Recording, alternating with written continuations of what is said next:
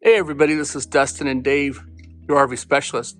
And today we're in the RV shop and we want to show you a trick that we do. Dave's actually replacing a front cap on a roof. And one of the steps we like to take is injecting sealant in between the cap surface.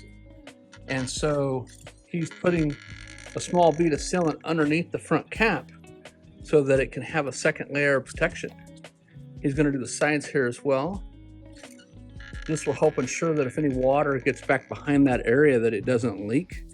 Then of course, once the material is laid down in place, it's going to have a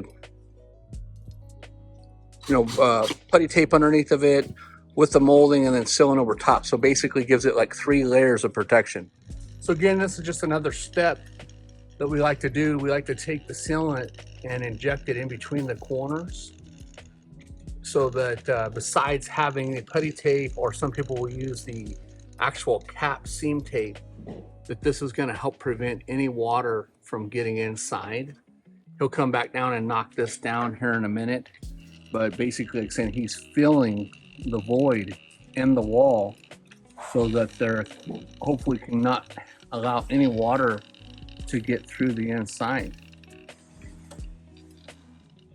And I mean, a few extra minutes of work and a tube of sealant.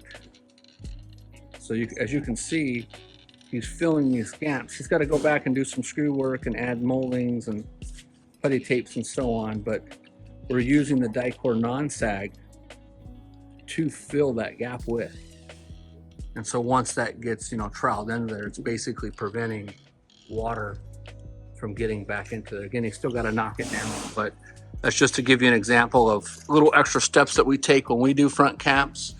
That's gonna, typically this gap is just sitting here wide open, and sometimes the manufacturers will use a real thin tape that's applied. Well, that tape, when it frictions and moves, it usually damages it, splits it open, and if any water were to come back from, like, say, the silicone line, which is right here, so you can see there's not much room that's protecting it. Well, since we've trimmed it, now that molding will actually step back a little bit further, and the new silicone line will be somewhere in this area. But that's going to prevent water from coming through. And then of course they always put putty tape on this side, but that's going to protect it from water from getting through to either side. It's like frosting a cake. The new front cap, it's protected with a plastic covering over it. So once he gets to the point where he gets all the molding and stuff on, then he'll go back and remove that film from it. That's the kind of the shiny glare that you're seeing on the material right now. And again, this is to ensure any future water leaks, because the last thing we want you to do is pay for some work to be done and then do have to redo it again in the next 5 to 10 years. So, and this is kind of typical. We'll try to do this anytime we get the opportunity to take a molding open or off. We always try to inject it with something if possible. And that could be anything that you guys have, for your DIY, anything that you have laying around. It could be old silicone of any type, as long as it's not water-based.